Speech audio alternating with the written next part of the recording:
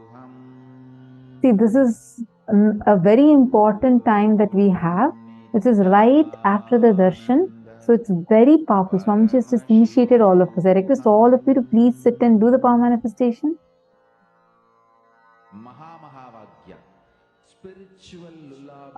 Yes, Sanjay Oriya, you can cover fully. You can just make a small rectangle also, like just one small rectangle filled with the Aushadha. That is where you will see.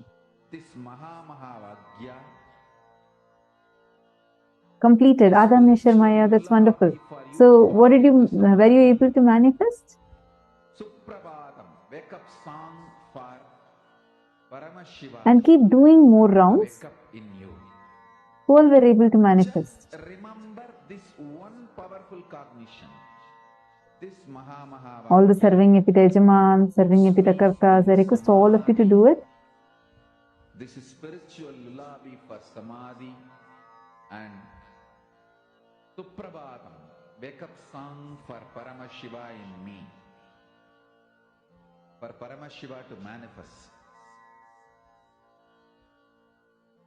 With this one spiritual powerful cognition. Saint Denizaya, see, this is not, I read your message, your post is saying that Nirvikalpa Samadhi needs to happen in me first, only then that can manifest. Don't worry, listen. Who's manifesting? Are you the one who's manifesting? Or is it Swamiji who's manifesting through you? It is Swamiji, right? And the seed has already been sowed inside, during the darshan. So don't underestimate the power of it.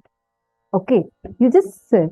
More and more you manifest the powers only, more and more clearly, intensely you would start. Are you understanding? See, it's basically you're trying to tune yourself more and more to the space of oneness. And it is from that oneness the powers manifest. That's the difference between Shaktis and Siddhis. What we are doing is Shakti. Siddhis are where, okay, you need to sit, put all your effort, and after putting your effort, doing your sadhana, as a side effect of that, what manifests are Siddhis. But here Swamiji is giving us Shaktis, where you're sitting and you're connecting. You're saying, Swamiji, I'm just right now declaring oneness with you. You manifest through me. Swamiji will start manifesting through you. That is Shaktis. You have been initiated into Shaktis. So you don't need any effort from your side. Understand, all of you please listen. One of the biggest things human beings carry is a pattern that we all carry, a suffering we all carry is deeply feeling I am not qualified enough to receive this, to have this in my life. For so many things we feel underqualified, like you feel you don't deserve it. Especially with Shaktis and all that, you feel it's just too much. Oh God, I've done so many things in my life, so many bad things I've done, this I have done, I have these many karmas, these many incompletions, maybe others can do but not me. Understand, even if you are the worst person, you're not, but even if you think you are, don't worry, that does not matter, because here your qualification is not required. That one pattern stops us from manifesting Paramashiva through us. Swamiji does not choose the qualified. He qualifies the chosen. Sit now. Let Swamiji to flow through you and manifest. Come on, all of you please sit. Please pair up. Do not waste time now. This is a very precious time. All of you just pair up here within the room. And please do a round of power manifestation now. So in a few minutes, we are going to be entering into the next session. But please do not stop your power manifestation. I request you all to please continue the power manifestation even when we enter into the next session. Is this clear? I request everyone to do it. Sanjay Oriya, sit and do the power manifestation. First thing, drop your pain of not manifesting earlier. Understand? Will arrogance says, I want to sit now. If I manifest now, then I manifest. If not, this will not work for me. Will persistence says, I decide to sit till I manifest. Switch to will persistence, you'll definitely be able to manifest.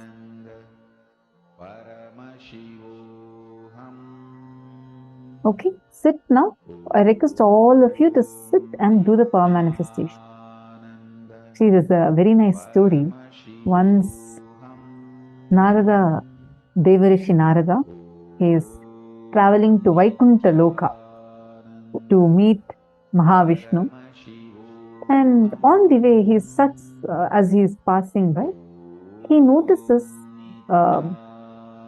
sadhu sitting and meditating on Narayana, Parandama, Mahavishnu under a tree. So as he passes, this sadhu immediately sees Narada is going, and he goes and prays to him. Narada, are you going to be meeting Mahavishnu? And he says, yes, I'm going to be meeting Mahavishnu. And so the sadhu says, can you do a small favor for me? Look, I have been meditating. Last 10 years I have been meditating, and I really want to have his darshan. Please can you ask Bhagavan when I can have the darshan of Mahavishnu, when I can have his darshan? Narada smiles and says, okay, I'll go ask and I'll come and tell you. He says so, and he starts continuing to walk. And then in some more distance, there's one more guy. There's another tree, and under that, this guy is also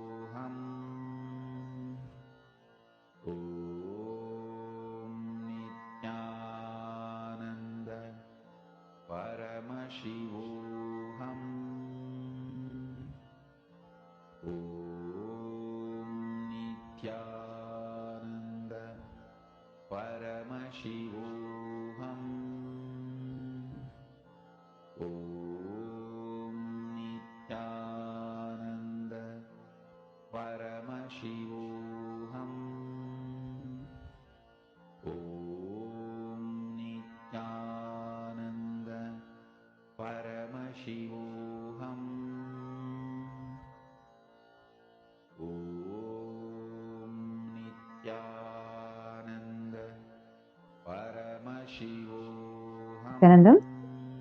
I'm so sorry. I hope now all of you are able to hear me clearly. I think I got cut off in between. Sorry. So I was saying that so this Narada is walking and he sees the second person. I think that's where I got cut off, right? So he sees another big tree and one more person who's right under the tree. And this guy is just singing and like dancing. And the moment he sees Narada, he runs and falls at Narada's feet. And then he says, oh Lord, are you going to meet Mahavishnu? Narada smiles and says, yes. And he says, okay, can you do a small favor for me? Look, last 10 years I have been here singing kirtans and praying to my Bhagavan, Mahavishnu. I just request if you could just please ask and let me know, when can I have Bhagavan's darshan? I'm just waiting for having Mahavishnu's darshan. Please, can you help me with that? Then he says, yes, smiles and says, yes, I'll definitely ask and let you know. So Narada goes, meets Mahavishnu and comes back. Again, he is on the way, and first he meets the sadhu who is sitting under the tree and meditating for 10 years. Then, moment the sadhu sees Narada, he runs to Narada and asks, "Did you meet with Mahavishnu?" And Narada says, "Yes, and I have a message for you from Vaikuntha." Sadhu is so happy. "Yes, what is the message?" Narada says, "I asked Bhagavan Mahavishnu. He told that you need to wait for 1 more year, and in 1 year you'll definitely have his darshan." This man, he says, "What do you mean? Last 10 years I have been sitting and meditating. What do you mean by coming and telling me I have to wait for 1 more year? I am not going to wait. Today, if he is not giving me darshan, just leave it. I don't even want the darshan. I am just frustrated at this whole thing. I am dropping all this." And he just gets up and goes in. And Narada goes, he meets a second person. That fellow is still jumping and dancing and singing. The moment he sees Narada, he is also delighted. He runs and comes. Then Narada, he says, he asks, "Did Bhagavan tell anything?" And then Narada says, "Yes. He told that you need to wait for as many births as there are the number of leaves that are there in this tree." It's a huge tree with so many leaves. And Narada says, so Bhagavan told that you should be waiting till all these trees, you take the number of birds, as many leaves are on this tree. Narada was expecting this fellow is also going to get frustrated and go. But on the contrary, this fellow started jumping even more and dancing. He dances. Narada is puzzled. That first person at least had to wait only for 1 year. Here, Bhagavan has told him to wait for so many births, not even years. Yes, what happened? Why are you jumping and dancing? He says beautifully, "I am so happy that at least Bhagavan told that he is going to give me darshan, at least in one of the births. So I am so happy that I have a confirmation of going to receive his darshan." That moment he told that and starts dancing, all the leaves in the tree falls, and immediately Bhagavan Mahavishnu appears and gives him the darshan. Understand? This is life. The moment you feel that you will wait forever for the divine to manifest, and just drop your frustration, drop all the incompletions that you are holding on to, the will arrogance you're holding on to, you will see all the so-called obstacles that are there in front of you would just melt. Immediately you'll see the breakthrough happening to you. Instead, if you hold on to will arrogance and you say, "Now I need to get it. If I don't get now, this does not work," we will be like the first sadhu. So the choice is yours. You make the decision. How do you want to be? Do you want to manifest the divine now through you? Then decide immediately that let me manifest him. Let me sit. As long as it takes, I am ready for it. I will not move till he manifests. You will see that decision will immediately make him manifest through you. How many of you want to switch to will persistence?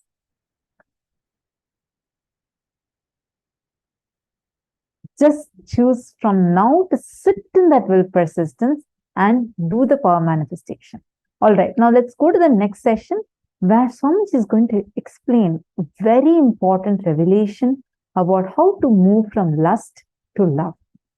Let's listen to the revelation now.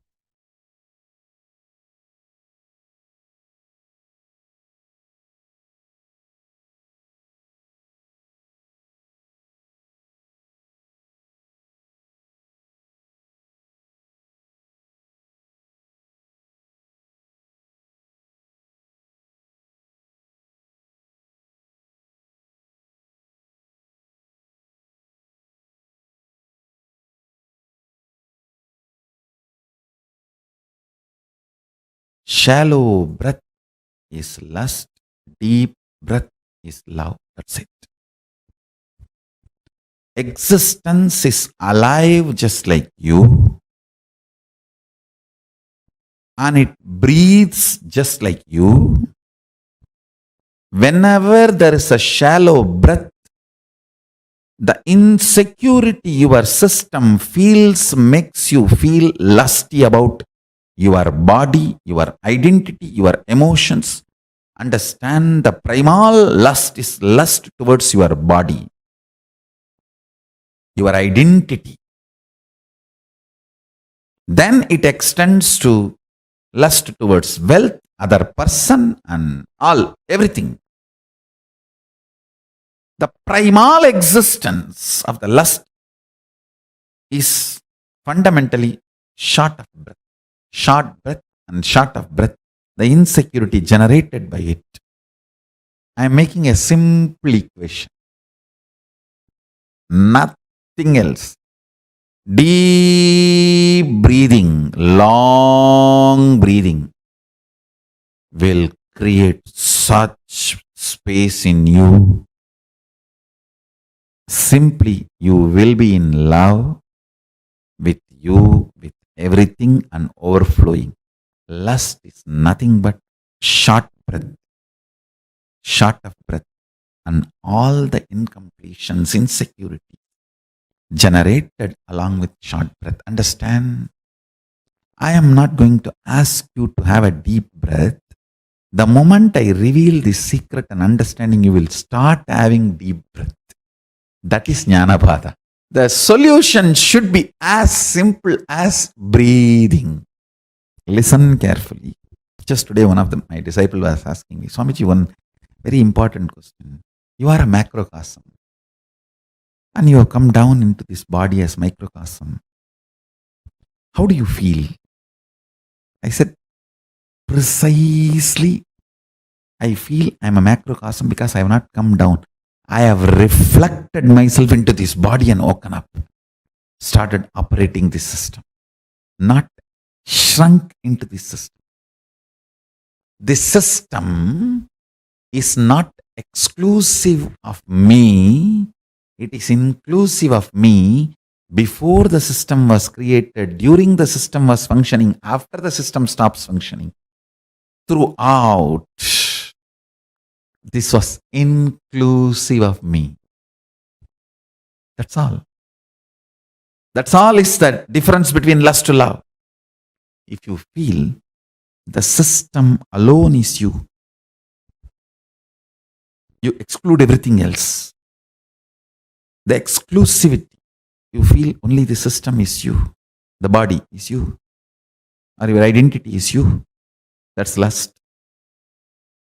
Short of breath, short breath, insecurity generated by it, all that comes.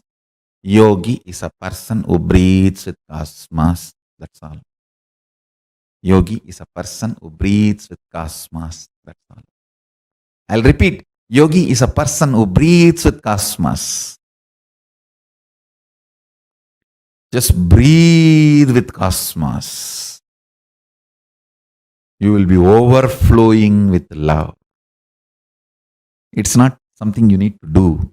Even if you remember, and the moment you understand, oh God, automatically it starts happening. Jnanapada, knowledge is solution. Fundamentally, with your shrunk, suffocated identity, short of breath and short breath, the kind of the insecurity it generates, the reaction of possessing is manifested by you. Understand, the insecurity invokes the powerless response of possessing. The possessiveness is powerless cognition. Comes as a response reaction to insecurity. All insecurity is perceived by you first only as a short of breath. You can test any information or the moment you experience insecurity. It's a breath which gets first attacked. Understand, Deep breathing. Decide to breathe with the ocean, hills, life, river, tree, everything around you. Decide to breathe with Chandra and Surya. Decide to breathe with the whole existence. You'll be in love forever. I don't want to get into the nitty-gritties of do's and don'ts related to lust and love. Oh, if you marry this many times, lust can be transformed into love. If you don't marry at all, your lust can be transformed into love. I am not getting into any of that. I am not getting into the lifestyle related details of lust to love. I am straight getting into the Jnana Pada of lust to love. Understand?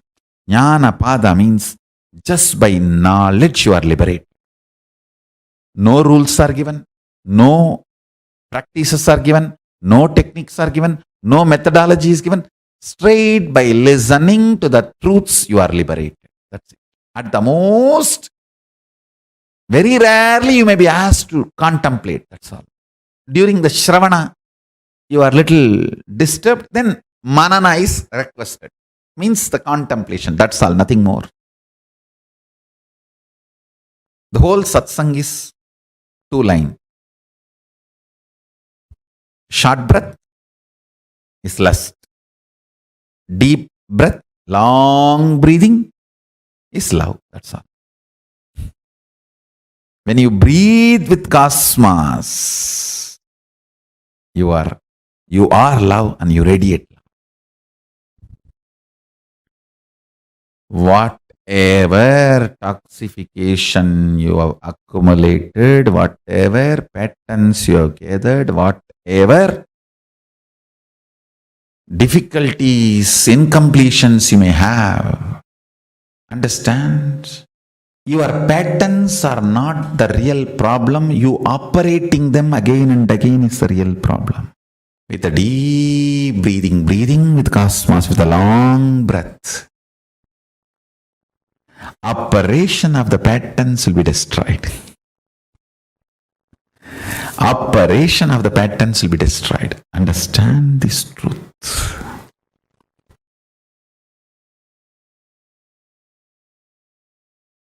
This first statement I am making, your life has nothing to do with what you do, and it is all about how you experience your consciousness. Second statement I am making, life is everything about what you are contributing to others, not about what you feel about yourself. Both looks very contradicting or paradox. If you understand in both words, in both statements, I mean different truths, different level truths. First statement, when I say you, I mean different. Second statement, when I say you, I mean different. First statement, when I say about you, I am talking about consciousness. Second statement, when I am saying about you, it's about that selfish, too much of me. That powerlessness, weak selfishness.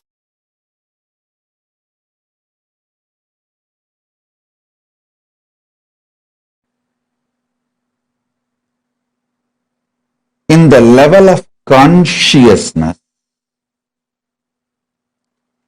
anything you declare, consciously decide, willpower is enough tapas.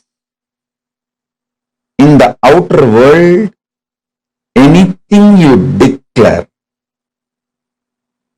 as you, responsibility is tapas. Listen carefully. See, in the outer world, if you declare you are a president or a prime minister of some country, responsibility, taking responsibility for that work is tapas. Everyone who enters into politics imagines themselves, literally declares that they are the president or the prime minister or in the top position of their country's politics. Listen. In the outer world, anything you declare, you need to take responsibility for it. That is the tapas. If you declare yourself as a mayor of a city, you need to take the responsibility and fit into that shoes. That is tapas. If you declare you are chief minister or the governor of a state, you need to take the responsibility for that declaration to make that into reality. That is tapas. In the inner world, if you declare yourself as Shakti, as Paramashiva, or as Ganapati, or as Subramanya, you may declare whoever you want as you in the inner world. If you declare yourself as Paramashiva, or Parandama, Parabrahma, Parameshwari, anything in the inner world, will persistence is the only tapas. See, when you declare you are Paramashiva, naturally all your inside patterns, self-hatred, self-doubt, self-denial will flare up and show so much of obstacles, problems, difficulties externally and internally. But you standing with will persistence, I will see everything as Paramashiva. I will face all these self-doubt, self-hatred, self-denial. Even the doubt whether I am Paramashiva or not, I will face it from the space I am Paramashiva. How Paramashiva will face self-doubt, same way I will face. How he will face? He will just burn it. Tripura Asuras are the self-doubt, self-hatred, self-denial. How he dealt with them? He just burnt them.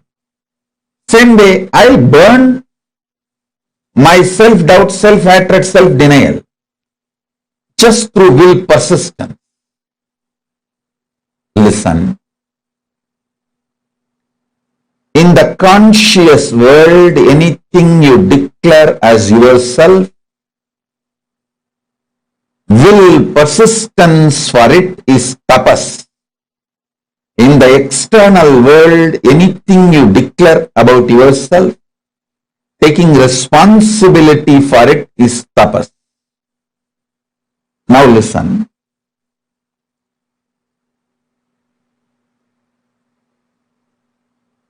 Ardhanarishwara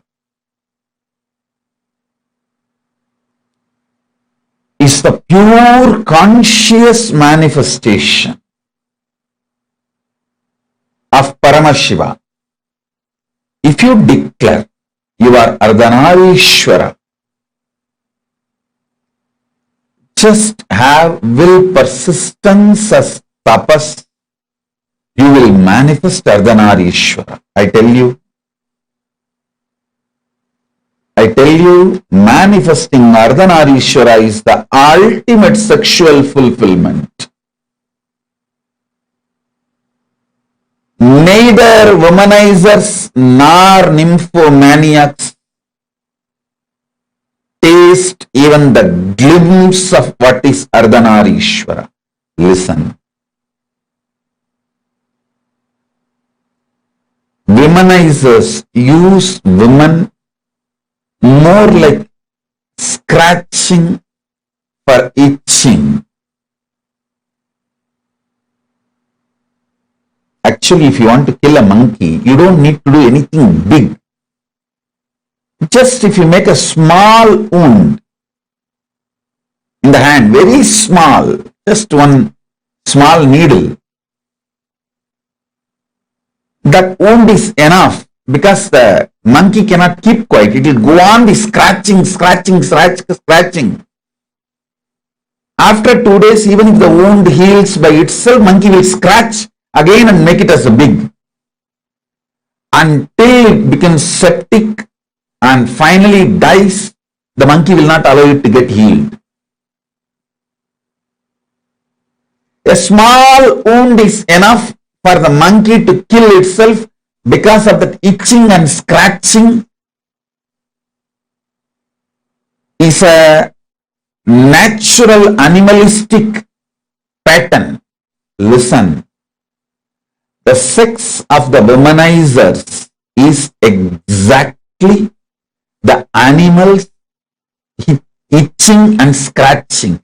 You will not find any love, any romance, any consciousness involved in it.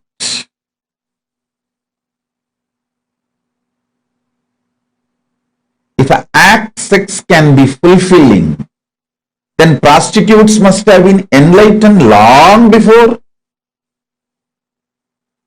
Listen, sex does not originate from the physical world or action. It originates from conscious world, being. I tell you, yesterday itself I was telling, even an ordinary act like a smelling or eating starts manifesting from the foundation called love for the existence. I tell you, people who carry love in their consciousness will never become obese. Don't try to come and tell me, oh, I have seen many obese people who are very loving. Maybe their behavior, external behavior may be very loving or matching with people who do acts out of love. The inner space in consciousness, what I call as love,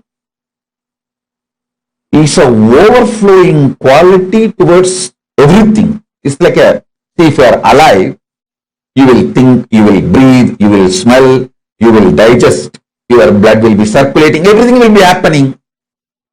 Same way, if you are loving, it will be towards everything.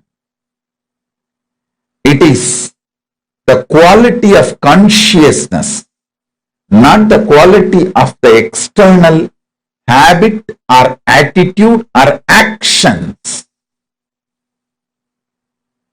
Listen, love is not defined by your external actions. Love is defined by the very existence or the quality of your consciousness. Even if Paramashiva does samhara, means destruction of this universe, I will not call he is angry or he is violent or he is bad. He does even samhara out of his love. I tell you, consciousness expanding itself to celebrate its oneness is love. See, consciousness goes towards the food to make the food as part of itself or for it to become the part of the food. Consciousness goes towards anything only to make oneness happen. I tell you,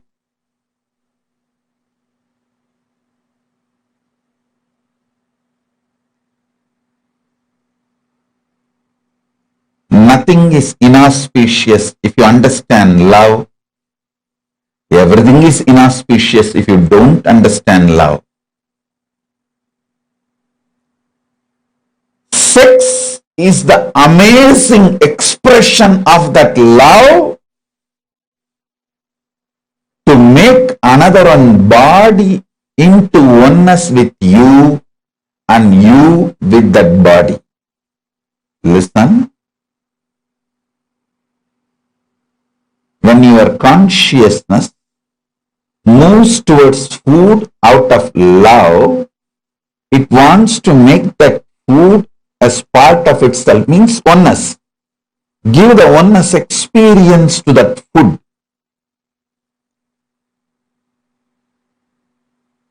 If the same consciousness without love moves towards the food, it wants to grab that food and destroy it and manipulate it and exploit it. Food lovers never become obese or diseased or ill. Food manipulators become ill, diseased. How many of you understand what I am talking? Food lovers never become obese. Food lovers never get disease.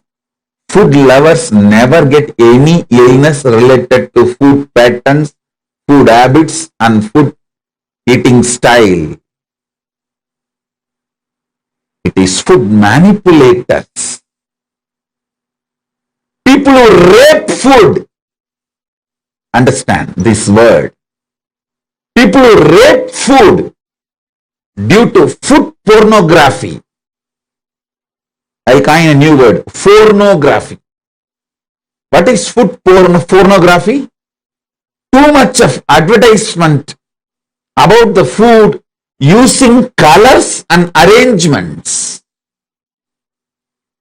People who are triggered by the food pornography and rape food get diseases related to eating patterns and food.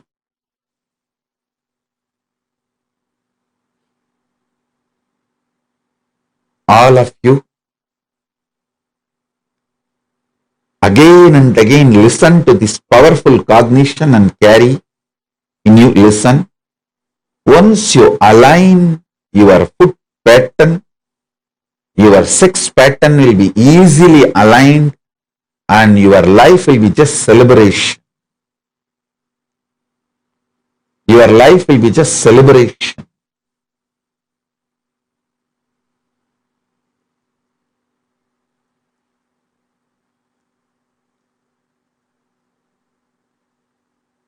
So listen carefully,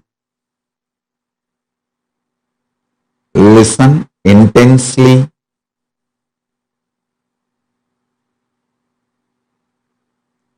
digest this truth. You loving food is not wrong. You manipulating food and raping the food is wrong. Understand?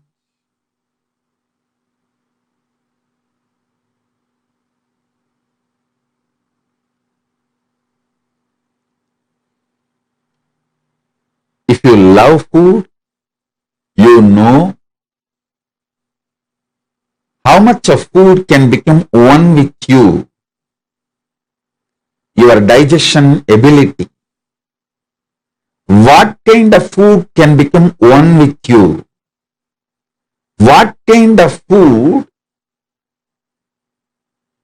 will empower you and get empowered by you? Listen. Whenever you digest a food and that becomes energy in you, not only you are empowered by that food, you are also empowering that food because that becomes energy.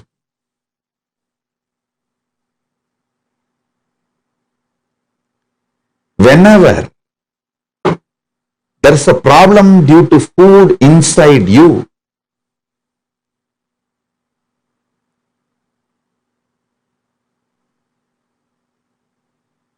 not only you are manipulating the food and raping the food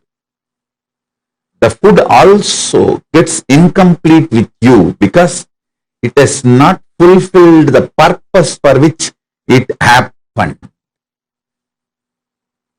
Right eating with the right consciousness fulfills you and the food. Now, whatever I am talking about food, use the same principle and map it to music, vision, visuals, all the five senses, including sex. You will see very clearly. Are you eating or raping the food? Are you loving and having sex, or are you raping the other person? Are you masturbating out of the high romance? Are you masturbating out of the violence, raping attitude? Look at the whole thing. You need to look into, are you eating food out of love, or are you manipulating food? Or are you raping the food? Same thing. Are you having sex out of overflowing romance, love, oneness? Or are you just raping the other person out of anger and violence or some other reason?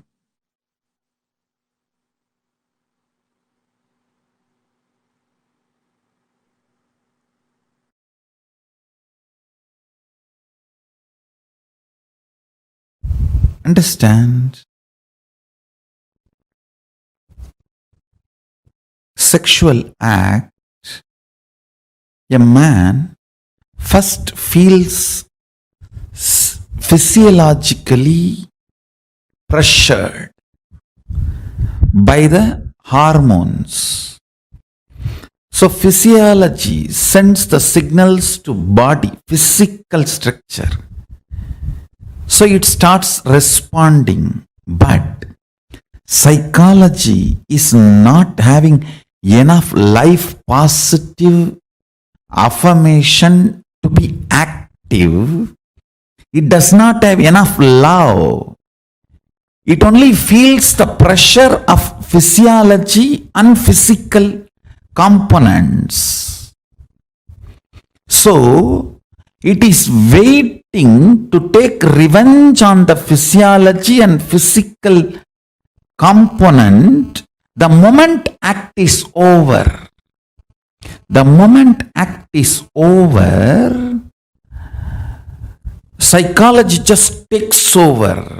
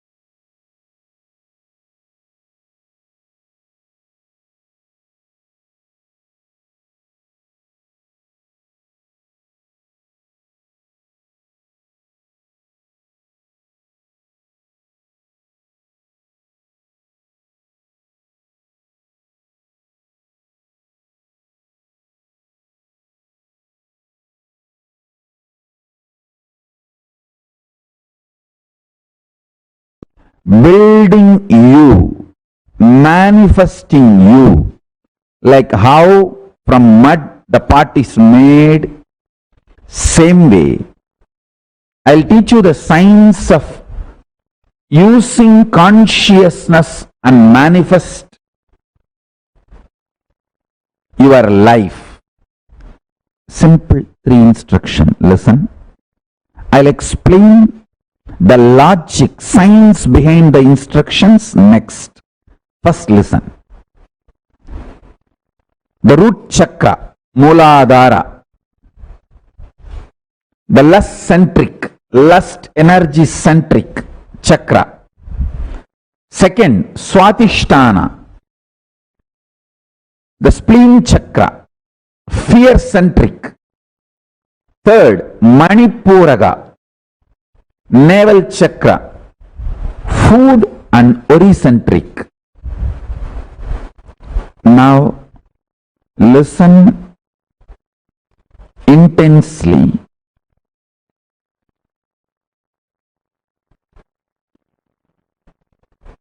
In the lust center, there is no difference between your visualization and actual action. The actual actions impact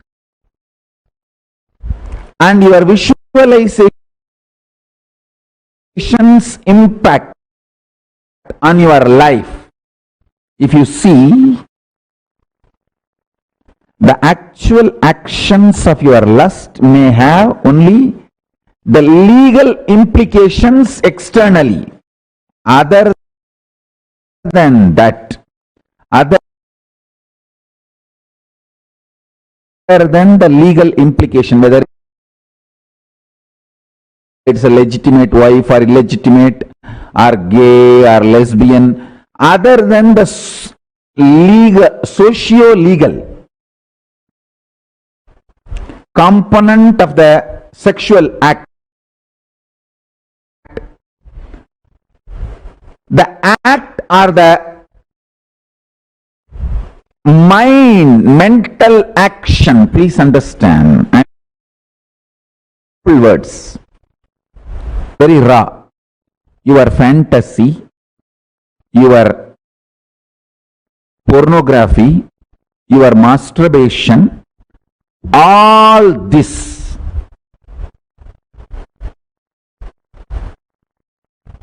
and actual sexual act,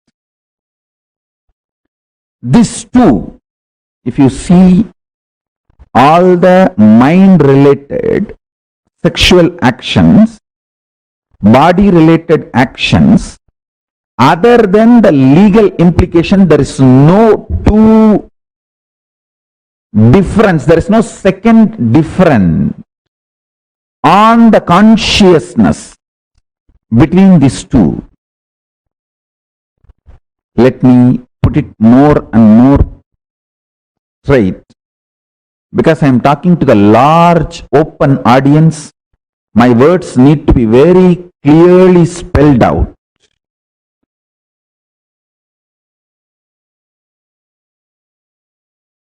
That is a step by step. I am spelling it out and using long sentences. Listen.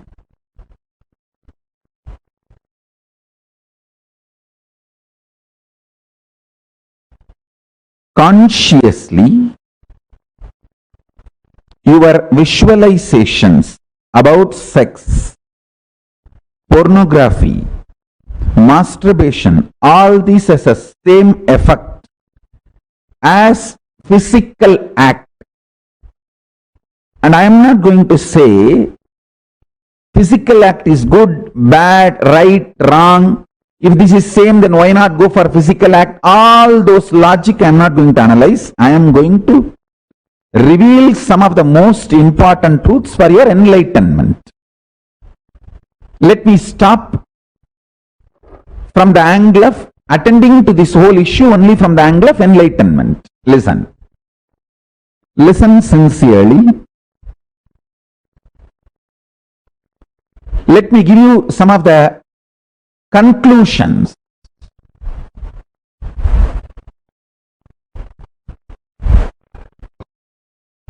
Let me give you some of the conclusions So you will understand the logic. First,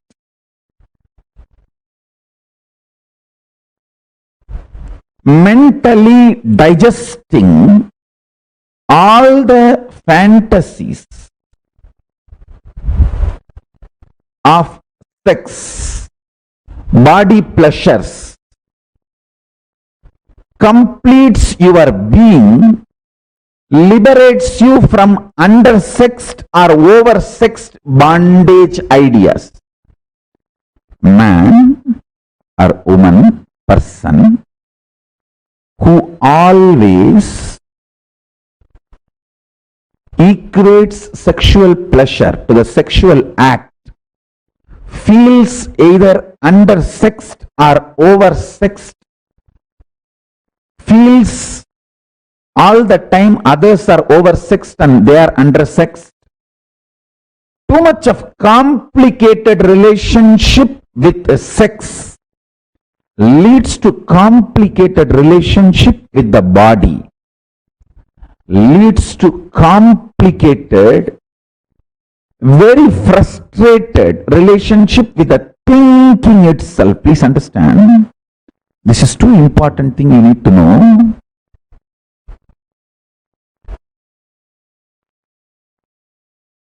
You need to know the conclusion I wanted to give, and powerful cognitions you need to carry, both. The conclusion I wanted to give, listen carefully. Your conscious expression, manifestation of lust, sex, sexual acts, fantasies, pornographic manifestations, your wild perversions, everything. If you sit and chew them consciously, not mentally, there is a difference between mentally and consciously. If you chew sexual fantasies mentally,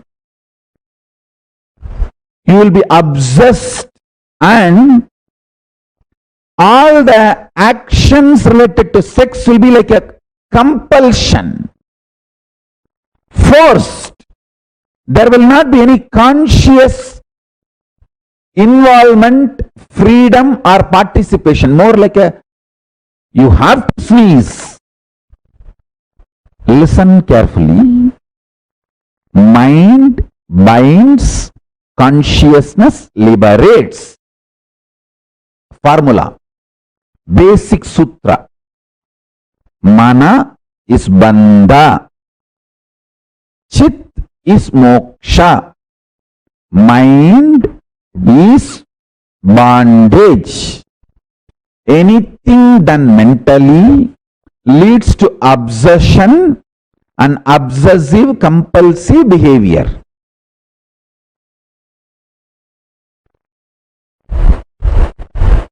Consciously, when you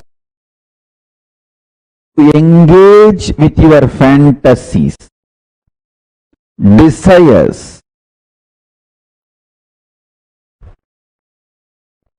sex related right, wrong, good, bad, socially accepted, legitimate or perversion, anything. If you can consciously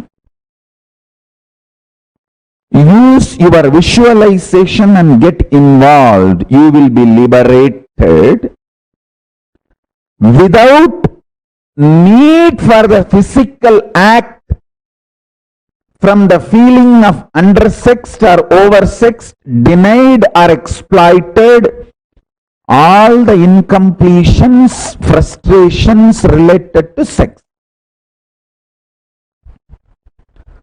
All human beings feel whether they are having legitimate marriage relationship or outside marriage relationships, whatever may be, irrespective of age, gender, orientations, choices, everybody feels either undersexed or oversexed, either deprived or exploited. It's like a cycle. The fundamental root cause is sex remains as obsession, compulsion. The act does not have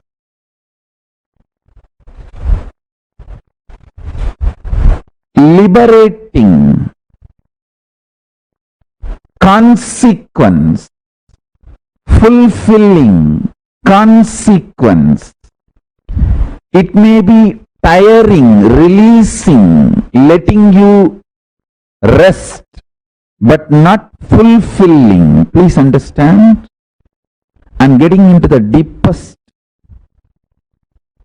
important formula for power manifestation.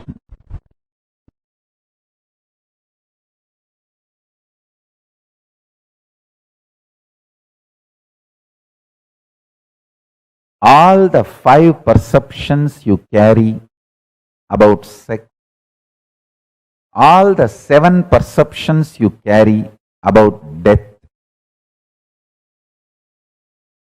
I will explain all these 5, 7, everything.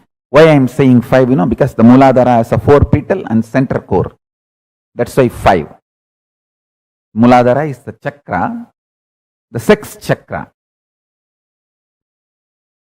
Swadhisthana carries 7. It's actually the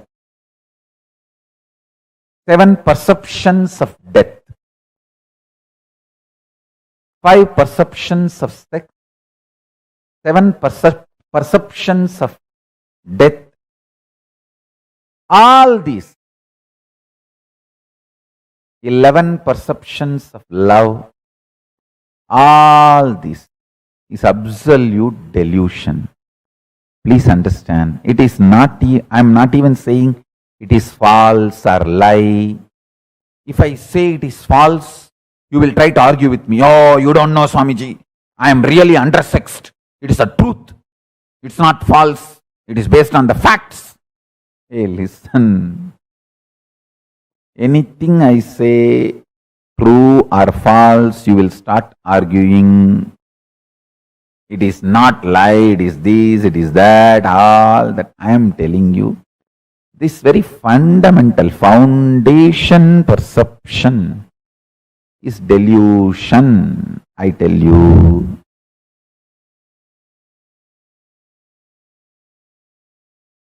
If you know the joy of remaining in ecstasy internally through unclutching, externally whether somebody touches you or not, this whole perception about the sexual activity and the sex gender identity, the whole thing is delusion, I tell you.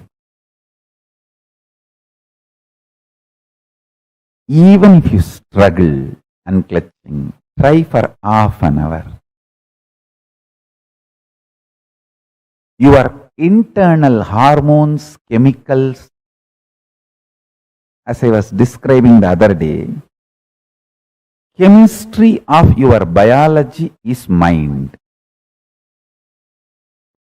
The chemistry of your biology will be aligned to the alchemistry of Paramashiva through unclutching. Unclutching is the best catalyst agent.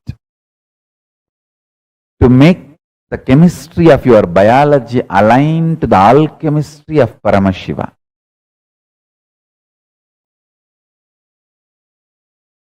Shantam Chandrakala Chudam Sarpasannata Satchatam Kadisutrodara Bandhanaihi. This one more Shastra Pramana where Paramashiva describes himself in Kamikagama Purvabada, 4th chapter, Archana Vidhi Patalam, Sloka number 330 and 331, Sadashiva Dhyanam, Shantam Chandrakala Chudam Sarpasannata Sachatam Kadisutrodara Bandhanaihi.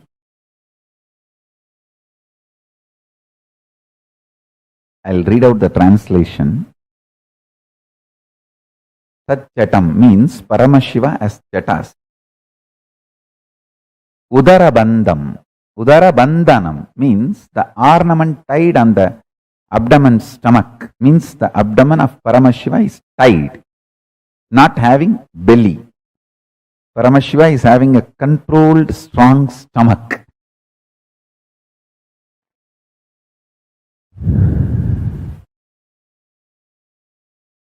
Listen.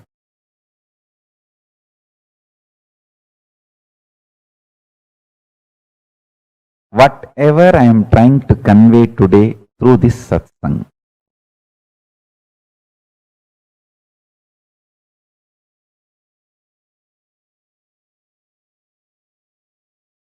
whole unconscious humanity is playing prank on you.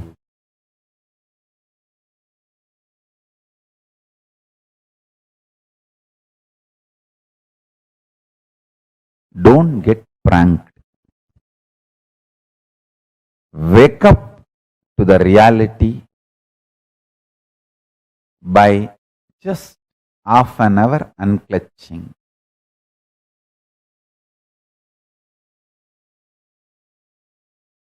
Half an hour. Attempting to unclutch is also okay. I am not even saying you should master unclutching. Attempting to unclutching is also okay.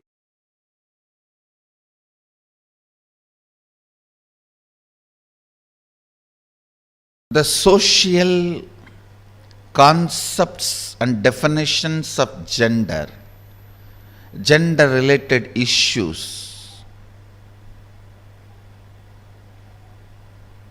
if you take it as a joke, great. But if you seriously record them in your muscle memory and biomemory and keep them inside your cognition, it can be dangerous. Please listen. It can be dangerous. When a male body made to believe certain concepts of masculine, certain concepts of being a male by the society, the kind of a tension that muscle memory, biomemory goes through, the kind of a suppression it goes through, the kind of expectation it has about the other gender, the kind of incompletion it suffers and craves for the suppressed part,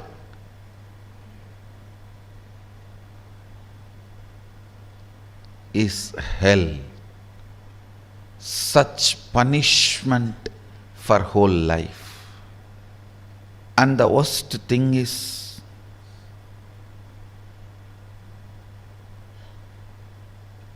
whatever you suppressed in you, declaring yourself as the male and avoiding anything other than so-called male, you will be searching for it in some other muscles which you will never find. Which you will never find. And this seeking goes on, tortures the person who is living with you, who has committed their life to you. It is like you torture the other person. The other person, she has her own suppressions. She is also product of the society, unenlightened resources. She has suppressed tons of things in the name of she being a female. So all that she is searching in your muscles.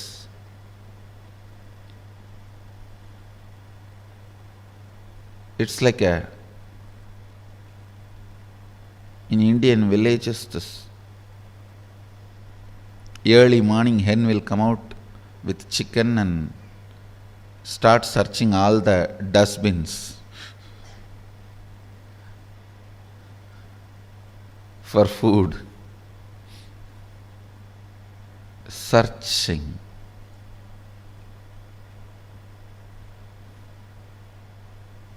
Searching in others for the suppressed component in your muscle. Searching in others for the suppressed component in your muscle.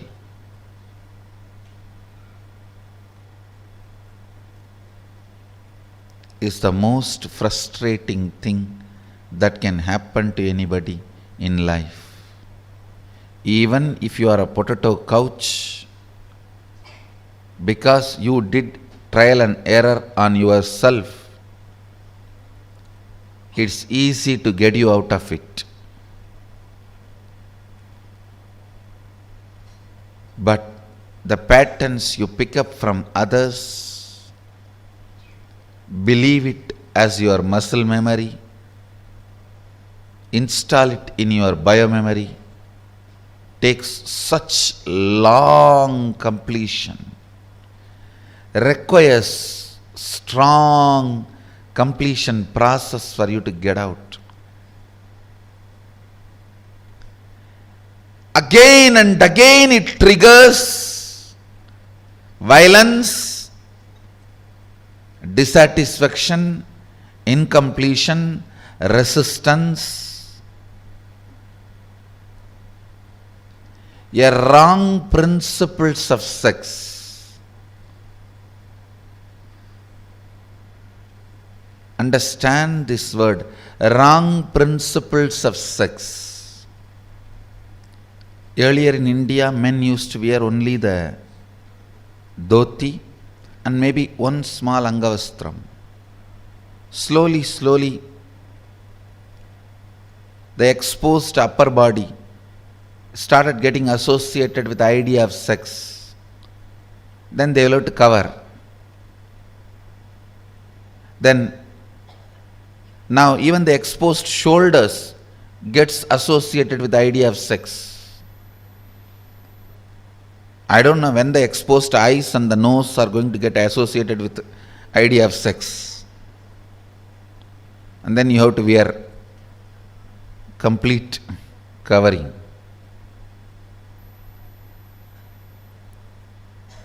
Understand various parts of body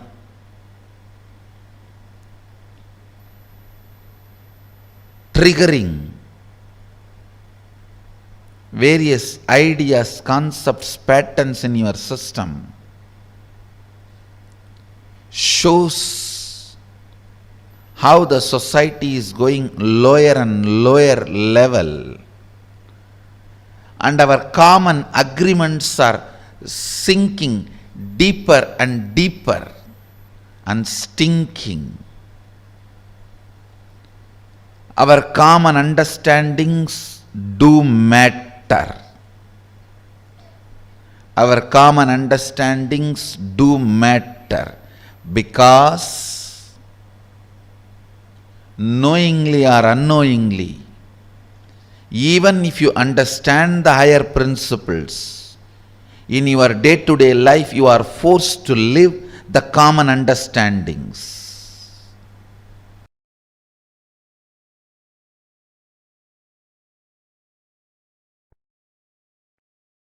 Seek Shanti Tattva because it is reality, it is experiential reality, existential possibility, ultimate space to reside. Seeking for happiness is myth. Seeking for happiness is a myth. Because the idea of happiness is myth. Stop seeking for it. Listen intensely. Seek Shanti Tattva. Seek Paramashanta Swarupa. Paramashanta. It's a real experience. You will achieve it. When you achieve, you will feel your seeking was worthy. But seeking joy is delusion. The definition of joy, the idea of seeking joy, the method or the way in which you seek joy, everything is delusion. When you start seeking peace, Shanta, your visualization capacity mixes, merges, becomes one with your consciousness. Your consciousness becomes one with Paramashiva's superconsciousness. Your Sankalpa will become Shiva Sankalpa. Your will become Shiva's will. Listen.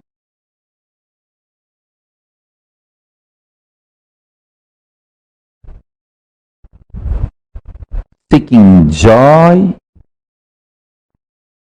is absolute stupidity,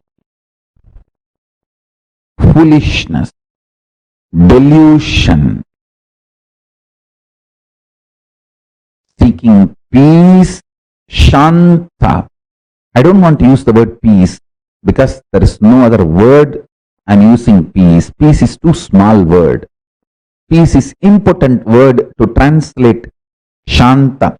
Shanta is one of the non-translatable Sanskrit principle. Listen. The principle of Shanta, Shanta Tattva, is non-translatable. So understand the definition I am giving. Alive, vibrant, core, which does not get shaken by big bangs and black holes, but remains as active component and independent intelligence of the existence is Shanti Tattva. Peace is too small word because no other English word exists. I am using the word peace for Shanti. Otherwise, I am not okay with you chanting Om peace, Om peace, Om peace after every Upanishad verse instead of Om Shanti, Shanti, Shanti.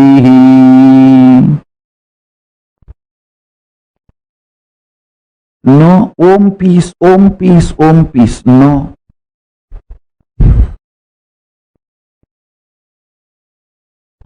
You should know it is non-translatable. But because there is no other way, I am using the word peace. Listen. Listen carefully.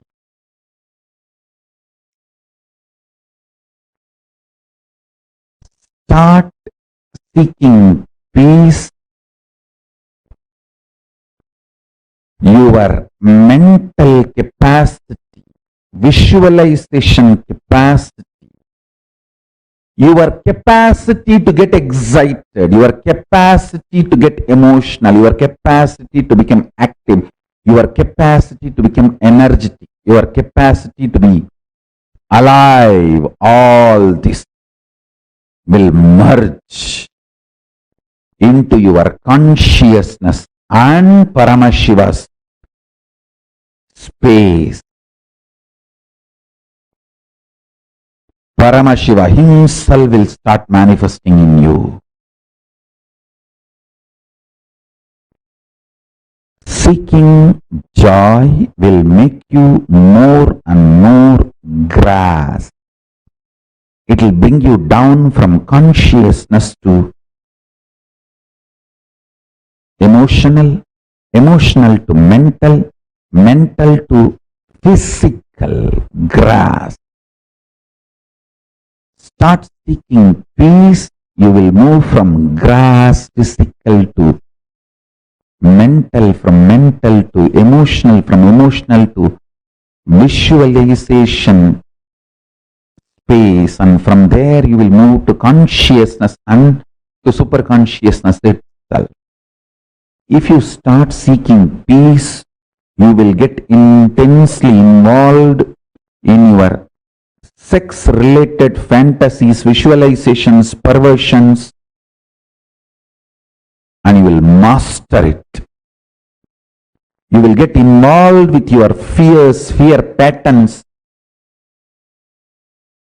the ideas, thought currents which gives you nervous breakdown, mental breakdown. You will master it.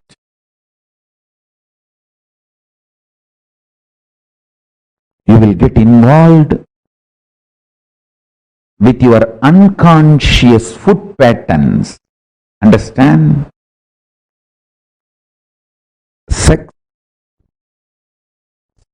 security, food, all the three should not be obsessive compulsion.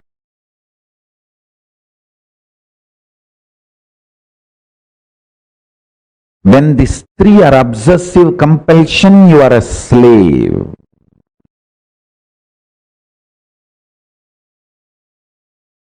Listen carefully. Eating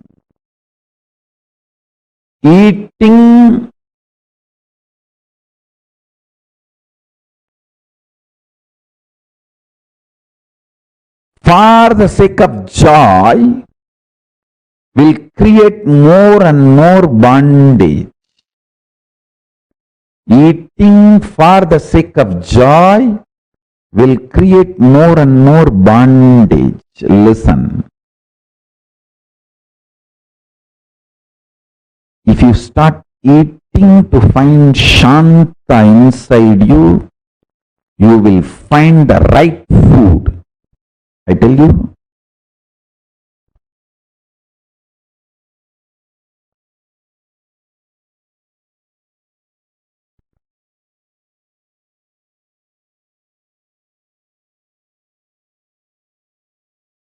In every level, apply this principle which I am talking.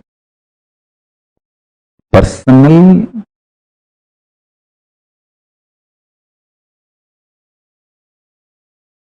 physical, mental, emotional, and interpersonal relationship or social issues with everything. Apply this principle. Listen carefully.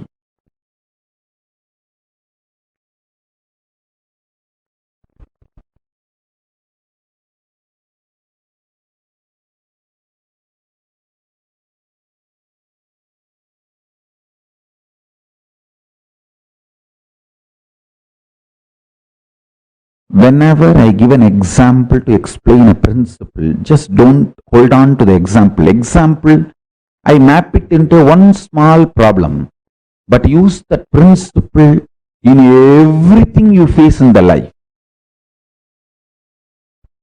In everything you face in the life.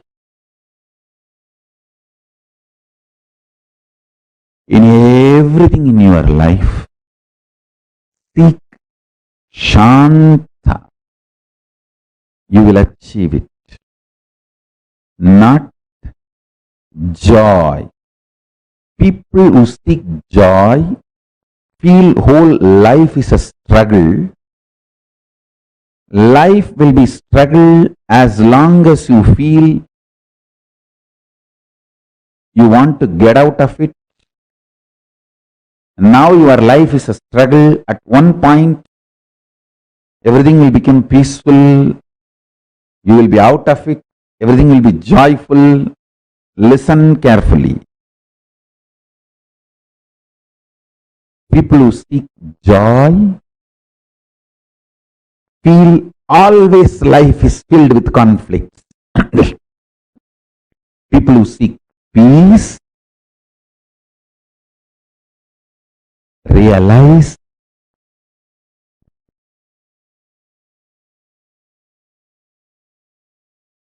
there is no such thing as conflict. There is only one thing, responsibility.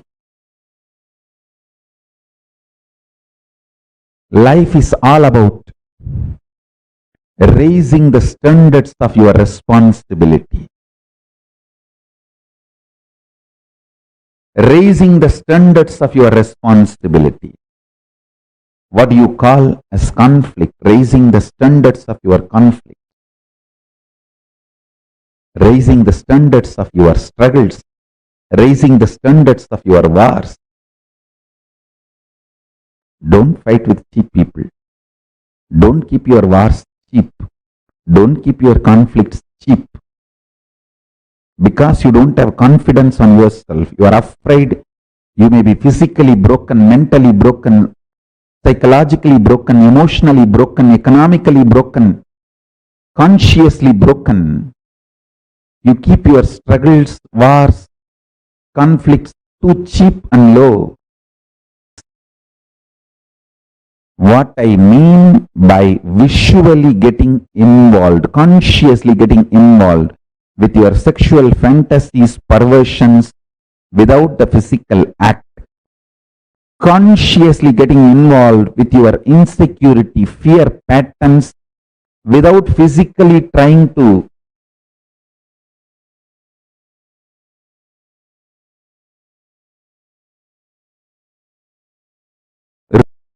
raise your so-called securities. Consciously eating continuously without physically dumping food in your stomach.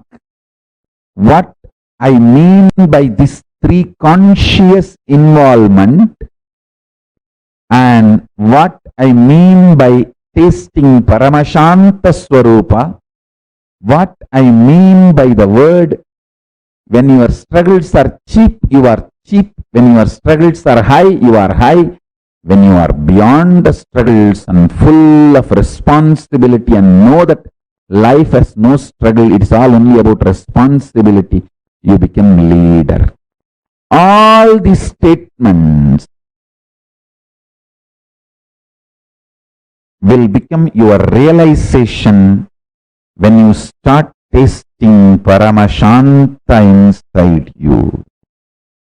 All the zigzag puzzle will fall in place and it will become, you will just experience that huge click. Cosmic click. Wow. Yes. Understand?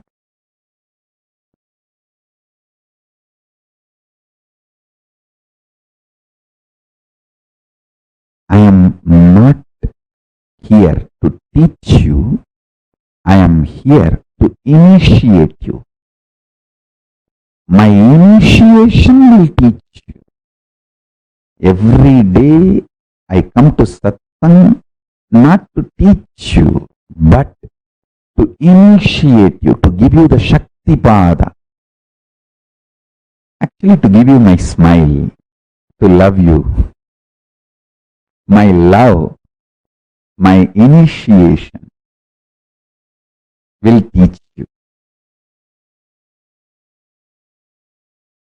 Your bhakti is your internet connection. My love for you is my internet connection. My uplink connection is my love for you. Your download connection is your bhakti for me. The connection actually happening is Shakti Pada, initiation. I am here just to love you. My love will teach you. I am here just to initiate you. My initiation will teach you. I am not here to teach you. I am here to love you. Every morning I am here just to say, I love you guys. How are you? Doing well? Why you did not shave? Why there is no vibhuti in the face? Why did you put the round kumkum? Why can't you put the Trinetra Tilak? I am here just for that.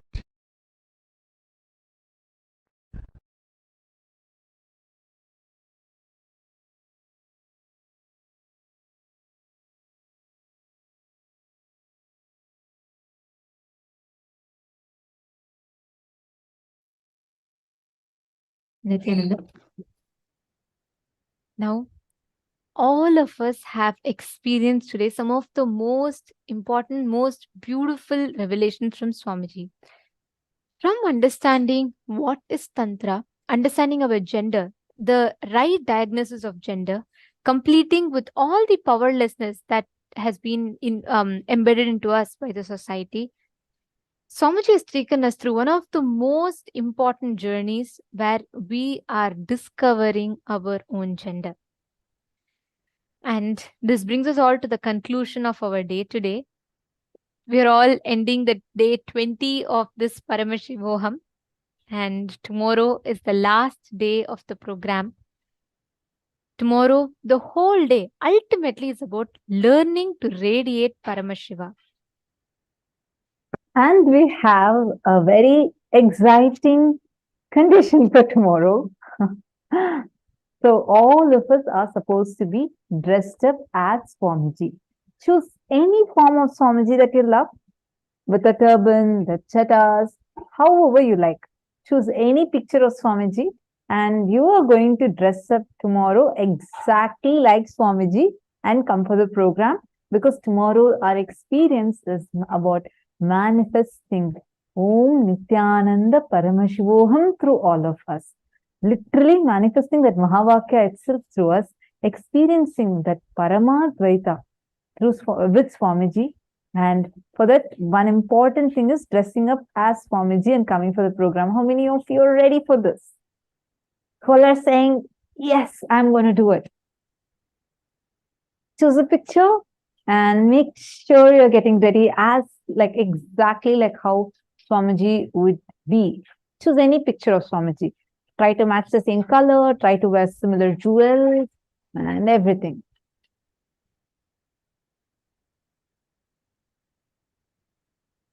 Shri Nitya Krishna Priya has asked a question. What does it mean to let go of the energy of contemplation, not of physical contact, just so understand?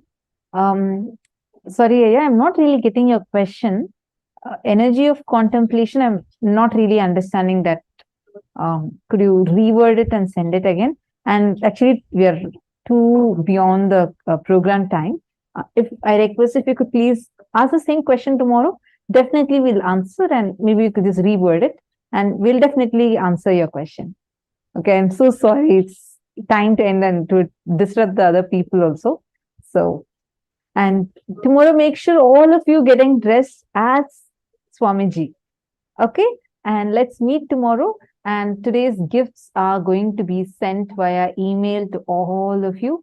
Please make sure you are getting today's gifts And if any of you are not getting your gifts, please put your email IDs in the chat. We would make sure it's being sent to you. Today, we have a lot of ebooks that Swamiji himself has chosen as gifts for all of you. So get ready to receive it. Now with this, thank you so much for joining. Let's meet again tomorrow, the last day of the program. Let's now offer our gratitude to Swamiji for giving all of us such an amazing experience today. And let's conclude the day with the Purna Mantra. Om Purnamada Purnamidam Purnat Purnamudachyate Purnasya Purnamadaya Purnamevavasishyate. Om Shanti Shanti Shanti Hari Om Tat Sat Sarvam Bhagavat Shri Nithyananda Paramashiva Paduka Arpanamastu. Om Nithyanandam. Thank you all, Nithyanandam. Nithyanandam.